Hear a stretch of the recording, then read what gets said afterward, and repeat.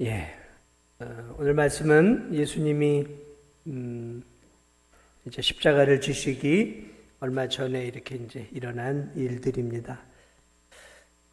감람산에서 이제 예수님이 십자가를 지시기와 바로 전이죠. 이렇게 예수님이 제자들을 향해 이런 말씀을 하셔요. 좀 가슴 아픈 얘기죠. 3년 동안 가르치고 훈련했던 제자들을 향해서 너희가 하나도 빠짐없이 다 나를 버릴 것이다. 그렇게 이제 예수님이 말씀을 하시죠. 좀 얼마나 가슴이 아픈 말씀입니까? 3년 동안 키운 제자들이 자기를 버리게 될 거라고 이제 제자들에게 말하는 예수님의 마음은 굉장히 아프셨을 거예요. 그런데 이제 이 예수님의 가슴 아픈 이야기를 듣고 제자들이 다 있었는데 이제 수제자였던 베드로가 이제 이렇게 고백을 하죠. 뭐라고 고백을 하냐면 29절을 보니까 예수님 다른 제자는 다 버리더라도 나는 절대로 예수님 버리지 않을 거예요. 걱정하지 마세요. 하고 이게 이제 위로인지 아니면 이제 장담인지 그것들이 다 섞여 있겠죠. 다른 제자들은 다 버리더라도 나는 버리지 않을 거예요. 그래서 장담하고 있는 또 이 주의 말씀을 좀 건성으로 듣고 있는 베드로의 모습을 보게 됩니다. 그 예수님이 계속해서 뭐라고 얘기하냐면 그렇게 호언장담하고 있는 베드로를 향해 꼭 집어서 이렇게 얘기하죠.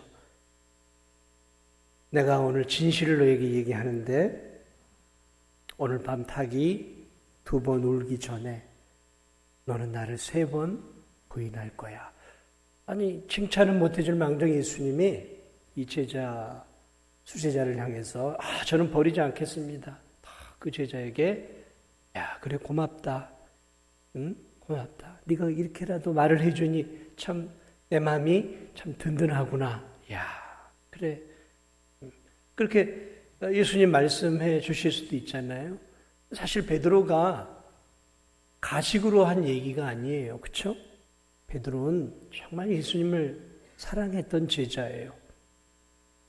그의 마음은 그는 비록 저 바닷가에서 고기를 잡으며 잔뼈가 굵은 그런 어부였지만 그 중심 하나만큼은 예수님을 향해 뜨겁게 사랑했던 사람이에요. 그래서 결혼한 사람이었지만 예수님의 부름을 받고 자신의 인생을 예수님께 드렸던 사람이란 말이죠. 예수님을 향한 아주 애틋하고 뜨거운 사랑이 있었어요.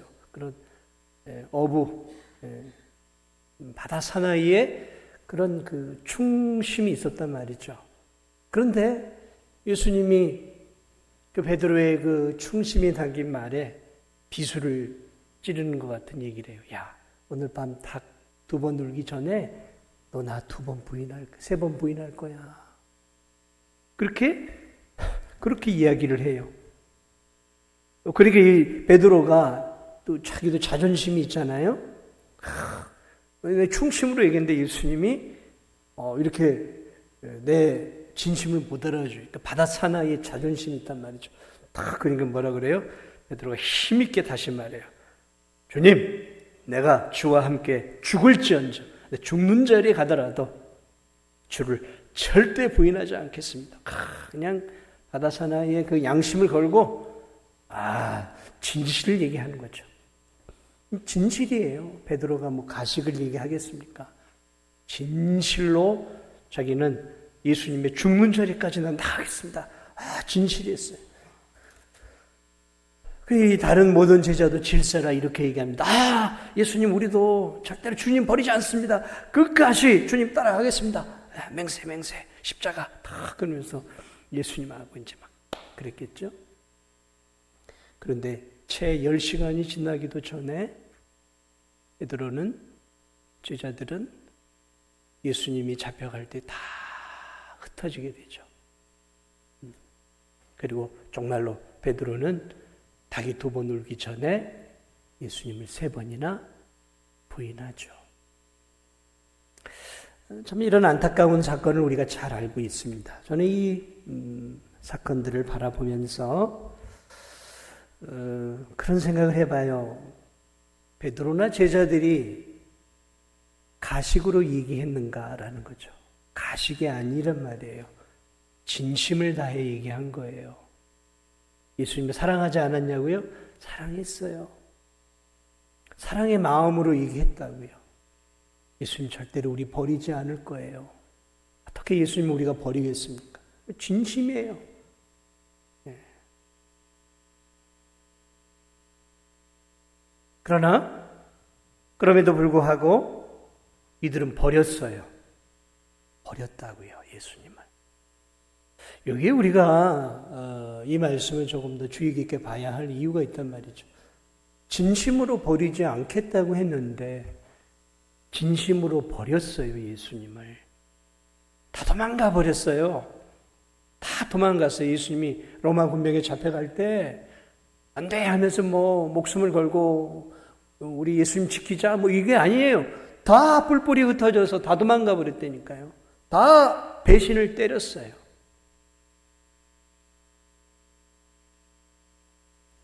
그러므로 오늘 이 예수님과 제자들의 대화 속에서 우리가 좀 읽어야 할 내용들이 있어요. 그것이 무엇일까?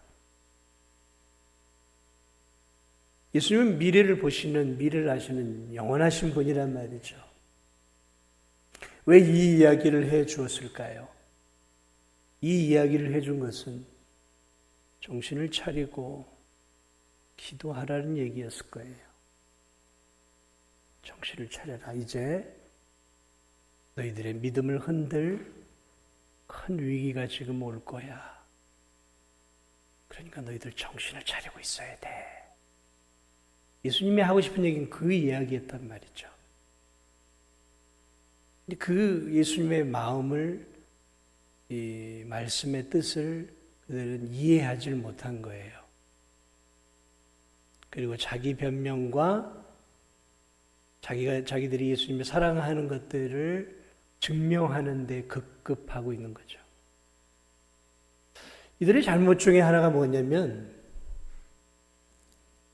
오늘 우리가 기억해야 될 중요한 내용인데 우리 이 제자들의 특히 베드로의 제자들의 이 대화 속에 실패한 부분의 첫 번째 원인은 뭐냐면 예수님의 말씀을 좀 건성으로 들었어요. 예수님의 이 말씀을 어떻게 들었다고요? 건성으로 들었어요. 건성으로. 여러분 예수님의 말씀 제자들은 건성으로 들었어요. 아니 여기서만이 아니에요. 이 3년의 공생애 속에서 이들은 예수 그리스도의 말씀을 건성으로 듣는 게 참 많았어요. 근데 여러분 예수님의 말씀은 예수님이 누구십니까? 예수님은 삼위 제2위의 성자 하나님이시잖아요. 그분의 말씀은 곧 하나님의 말씀이에요. 하나님의 말씀이라고요. 근데 이 하나님의 말씀을 이 제자들은 건성으로 들었어요. 이게 나한테까지 예수님이 하신 말씀이 나한테까지 적용이 되랴 이 이야기를 했단 말이에요. 예수님이 진지하게 얘기하셨겠죠. 진실로 진실로 말했으니까. 진지하게 얘기했어요. 여러분 누군가 믿을 만한 사람이 얼굴에 수심이 가득 차서 여러분 앞에 진심을 이야기하고 내가 진짜 할 얘기가 있는데 좀 들어봐. 그러면 여러분 어떻게 하시겠어요? 이 믿을 만한 사람이 얼굴에 정색을 하고 엄숙한 얼굴로 내가 할 얘기가 있다고. 그리고 진정으로 얘기를 하면 여러분 어떻게 들으십니까? 이게 무슨 말일까? 무슨 얘기를 하는 것일까? 하고 귀를 쫑긋거리면서 평소에 말하는 것과는 다르게 마음을 담아서 그 말을 진지하게 들어야 되는 게 맞는 거란 말이에요. 그런데 이 제자들은 지금 예수님이 굉장히 엄숙한 얼굴로 말씀으로 너희들이 나를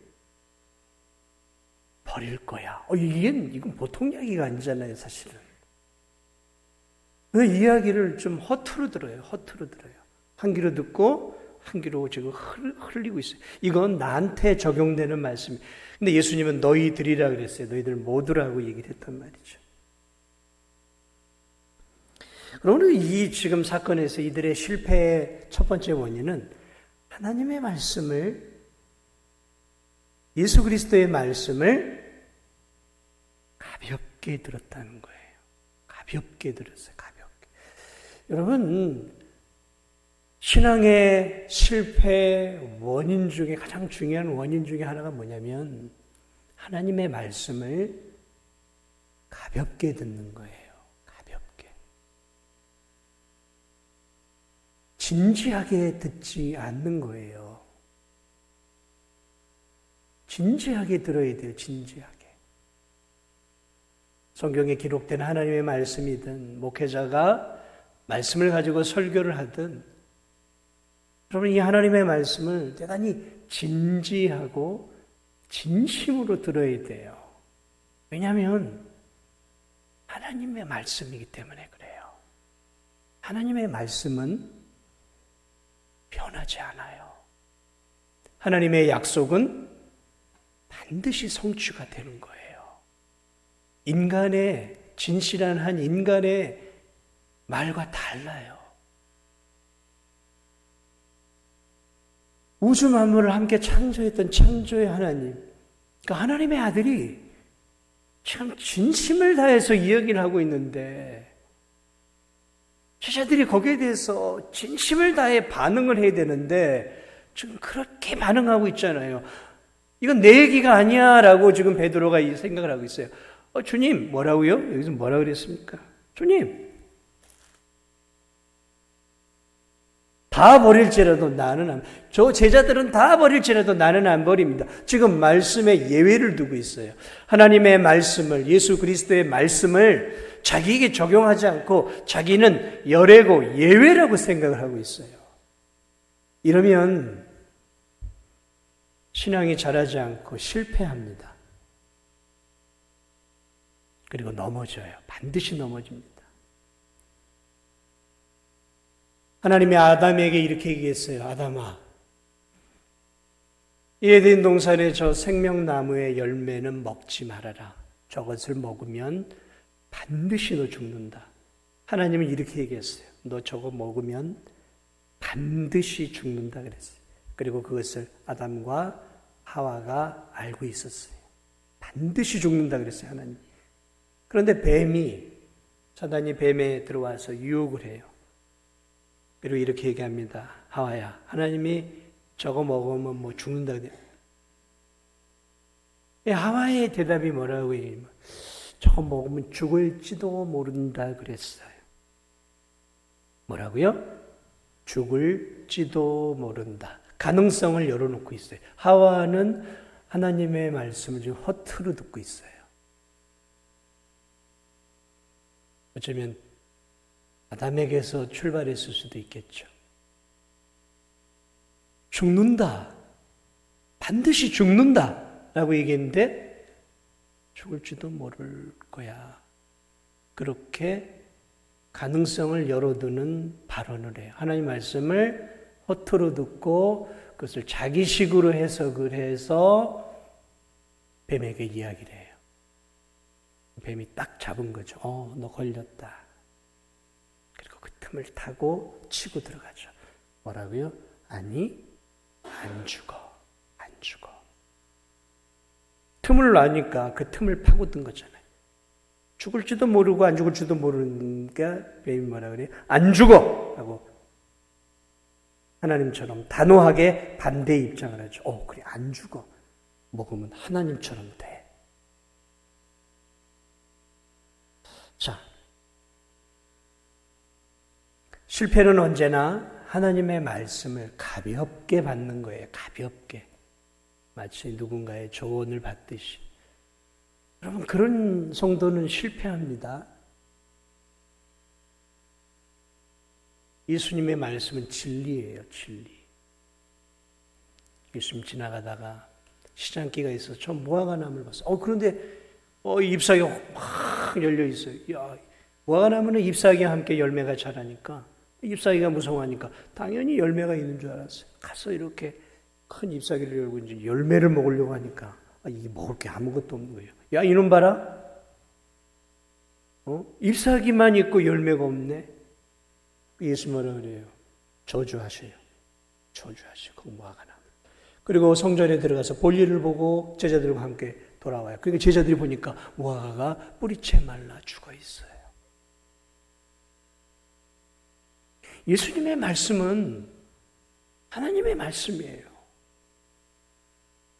성경에 기록된 하나님의 말씀을 가볍게 여기지 마세요. 가볍게 여기지. 나는 예외일 거야. 이 말씀은 내가 아니라 오늘 이 말씀은 저 성도가 들어야 돼. 아니에요. 나에게 주시는 말씀이에요. 모든 말씀은 다 나에게 주시는 하나님의 능력의 말씀이라는 거죠.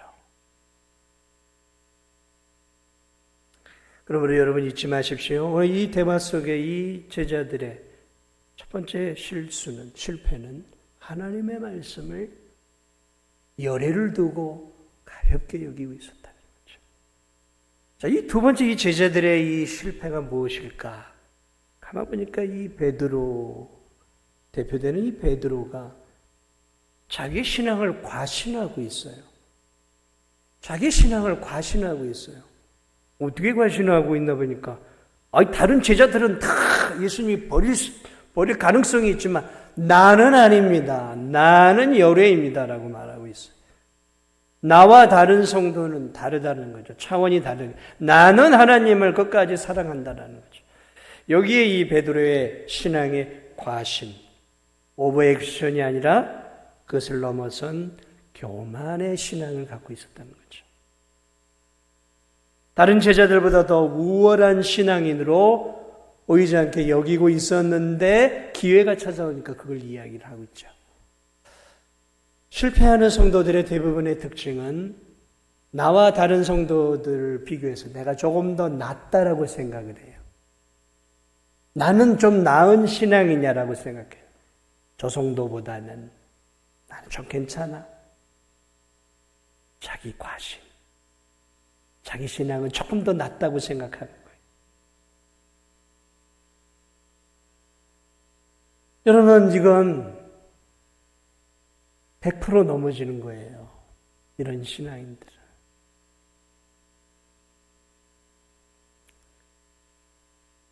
열심히 봉사하고 예배를 드리고 믿음으로 사는 것은 참 귀한 일이지만 그런 나의 신앙의 외적인 행위들을 통해서 내 신앙은 우리 진도중학교의 다른 성도들보다는 내가 조금 더 나아. 그렇게 마음 깊숙한 곳에 가지고 있다면 빨리 버려야 됩니다. 왜냐하면 선줄로 생각한 자는 넘어지게 되어 있어요. 넘어질 수 있어요. 진실한 신앙인은 자신의 신앙의 약점과 나약함을 빨리 아는 사람들이에요. 우리 이것을 겸손하다고 얘기해요. 겸손은 자기를 잘 파악하는 게 겸손이에요. 그래서 내 신앙의 연약함, 나약함, 부족함, 허물들을 빨리빨리 알아채는 거죠.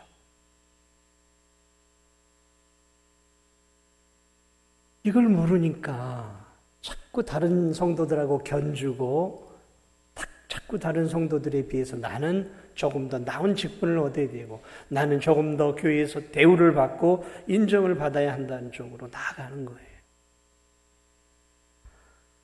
여러분, 소크라테스가 그런 얘기를 했죠. 너 자신을 알아라. 굉장한 말씀이에요.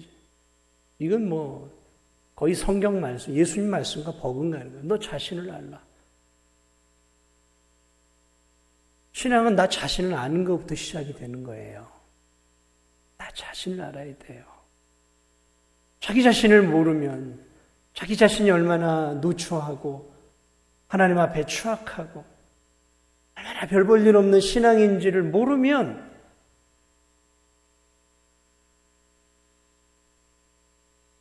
교만할 수밖에 없는 것이고, 교만하면 넘어질 수밖에 없는 것이죠. 여러분 건강하세요? 건강할 수 있죠. 밥도 잘 먹고 운동도 하고 건강해요. 1년에 2년에 한 번씩 정기검진을 받잖아요. 저도 받는데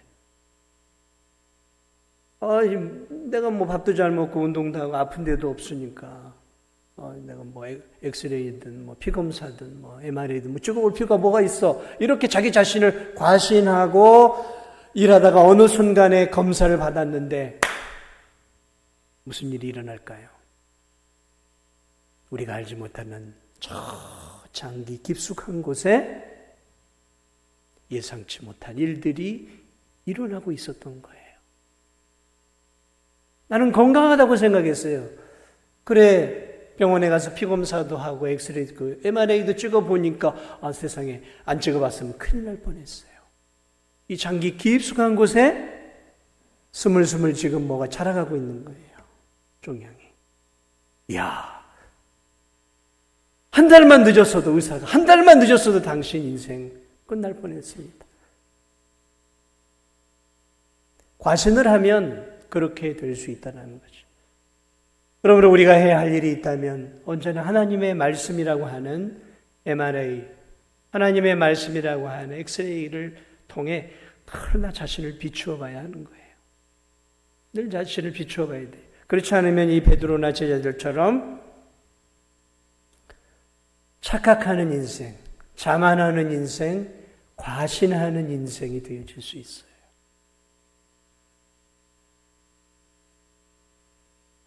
이들이 하나 더 모르고 있었던 것이 무엇이었냐면 혹독한 시련과 어려움들이 곧 폭풍처럼 찾아올 것이라는 것에 대해 무지했다는 거예요. 주님은 근데 그걸 보고 계셨어요. 예수님의 십자가의 죽음이죠. 이제 판도가 달라지는 거예요. 예수님을 통해 예루살렘 정복과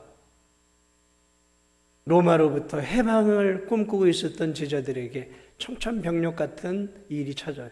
느닷없이 예수님이 십자가에 못 박혀 죽으면서 갑자기 이 제자들에게 환난과 시련이 갑자기 닥치게 되어지죠.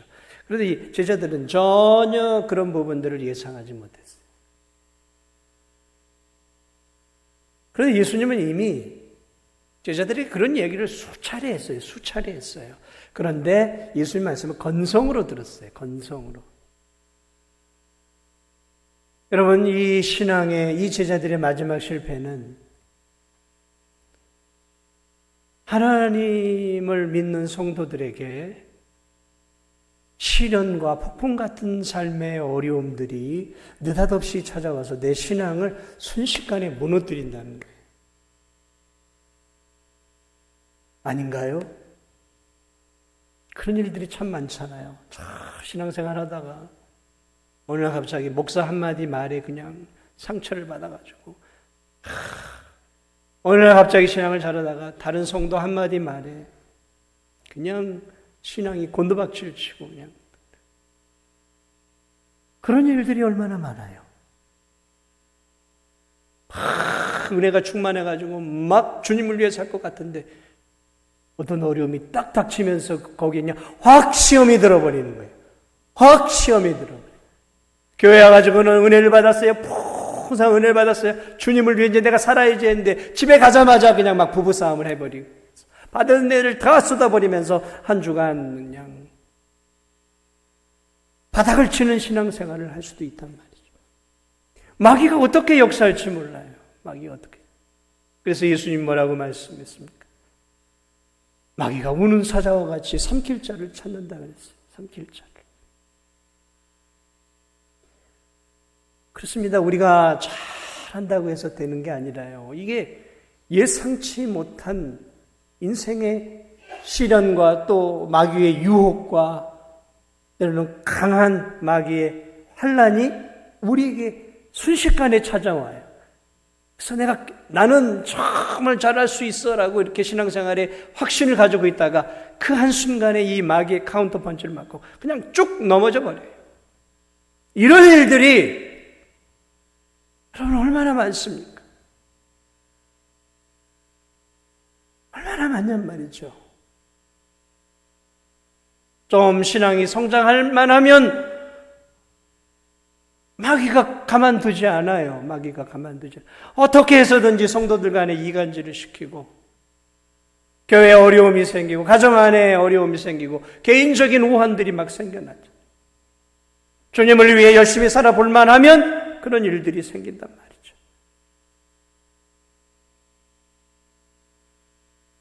우리가 정신을 차리고 살아야 돼요. 그래서 예수님 뭐라고 얘기해요? 정신을 차리고 주의하고 그래서 꼭 깨어있으라라고 말씀을 하는 이유가 거기에 있는 거예요. 정신을 차리라는 거예요. 정신을. 지금의 신앙생활과 평안한 삶에 만족하고 안주하는 것이 아니라 저 전방에서 38선을 앞두고 근무를 서고 있는 GOP 이런 데서 쓰고 있는 이 병사들처럼 저쪽에서 바스락거리만 소리만 나도 이게 뭐지 하고 이렇게 정신을 차리는 그 최전방에 있는 군인들처럼 내 신앙 상태에 대해서 정신을 차리고 신앙생활을 해야 돼요. 아니라면 안 됩니다. 아니라면 안 돼요. 예수님이 제자들에게 말씀하고 싶은 게 그 부분이었어요. 너희들 안일하게 신앙생활하면 넘어진다. 안주하면 안 된다. 깨어 있어라. 깨어 기도하고 깨어서 이 시대를 분별하고 이 시대를 바라보면서 그리스도인답게 어떻게 살아야 할지를 정신을 차리고 깨어 기도하면서 말씀 붙잡고 나를 붙잡고 살아야 되지 않겠느냐. 주님이 하고 싶었던 얘기는 그 이야기였어요. 근데 그 이 말을 못 알아먹어요. 끝까지 못 알아먹어요. 그리고 10시간도 채 지나기 전에 이들은 예수님 말씀한 대로 뿔뿔이 흩어지고 베드로는 예수님을 3번이나 부인하고 가슴을 찢으며 통곡의 눈물을 쏟아내죠. 이들의 실패가 오늘 우리의 실패가 되지 않기를 주님의 이름으로 축원합니다. 주님의 말씀, 그래서 우리가 주의 깊게 들어야 돼요. 주님의 말씀. 그 주님의 말씀을 기억하면서 예수 그리스도께서 이 말씀을 하시고 겟세마네에서 그렇게 기도하셨던 것처럼 오늘 우리도 이 어려운 시대에 나 자신의 믿음 지키는 것도 어렵지만 그러나 내 믿음만 지키면 안 되죠. 내 가족의 믿음, 내 구역 식구들, 내 연약한 진도종합교회 성도들의 믿음도 같이 세워주고 같이 우리가 이 어려운 시대에 하나님이 기뻐하는 믿음으로 자라가야 되지 않겠습니까? 아무쪼록 오늘 이 말씀 기억하면서 제자들에게 예수님이 정말 하고 싶었던 말씀이 무엇이었는지 우리가 다시 한번 말씀을 깊이 생각하면서 이번 한 주도 예수님의 고난을 기억하면서 깨어서 우리 좀 기도했으면 좋겠어. 깨어서 기도하고 또 주의 약속의 말씀을 붙잡으면서 부활의 주님을 만날 수 있는 그런 한 주가 되시기를 주님의 이름으로 축복을 드립니다.